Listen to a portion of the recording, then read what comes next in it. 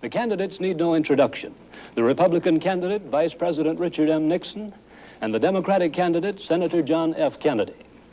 According to rules set by the candidates... 1960 was the year television began to play an important role in American elections.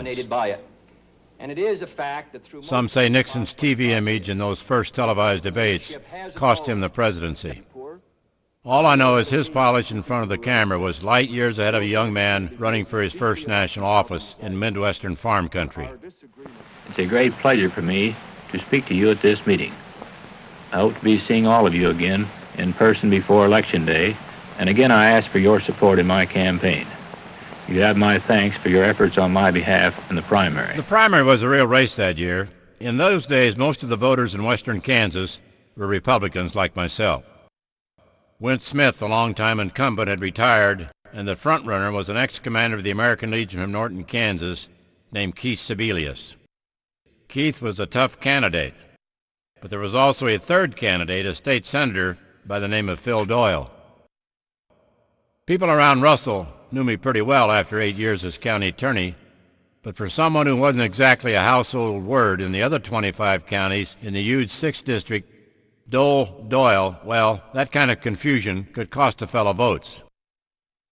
Trouble was, I was running my campaign out of the basement of our home in Russell. Even though I took out a mortgage and spent almost $20,000, it was a few years down the road before I could get a TV endorsement like this. We have worked together side by side in the United States Senate for 14 years. I consider him irreplaceable.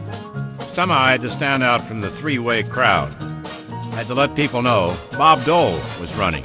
Will everyone here kindly step to the rear and let a winner lead? Well, just like the celebrity shows on radio and television, I came up with my own theme song. And later on when I ran for the Senate, I had Marilyn Maye sing a Broadway show tune with special lyrics. But for now, it was the Bobolinks, 4 young ladies singing barbershop harmony with the ukulele. They wore red felt skirts and blue elephants sewn by my wife Phyllis.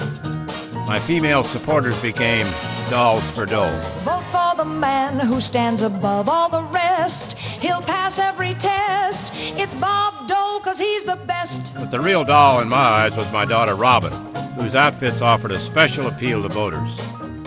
With more enthusiasm than campaign cool, we slapped our slogan, "Roll the Dole," on the wheels of a mock-covered wagon, and anything else that moved. In January 1960, we took Topeka's usually quiet Kansas Statehood Day celebration by storm. Step up to the poll, cast your vote for Bob Dole, and let a winner lead the way. Weekends that spring, we canvassed every main street from Colby to Ellsworth to Hoxie. While the Dolls for Dole served our trademark pineapple juice, I went off in search of voters, and not just on Main Street either. The open convertible and big parades came later. I must have put 40,000 miles on my car. If I saw a farmhouse light burning, I took it as an invitation to drop by and make my case. The election results at first appeared to be a dead heat until the next day when Russell County, of all places, my home county, realized that the totals for Dole and Doyle had been transposed. Turned out I won by a shaky 984 votes. I had to agree with my opponent Keith Sebelius when he conceded, "You drowned me in pineapple juice." To be honest, I never did get comfortable with all the focus groups and spin doctors of later campaigns. I always preferred looking into the eyes of a voter rather than a TV camera. Call it old-fashioned, but in Kansas, we like our contacts to be personal and our politics to be authentic.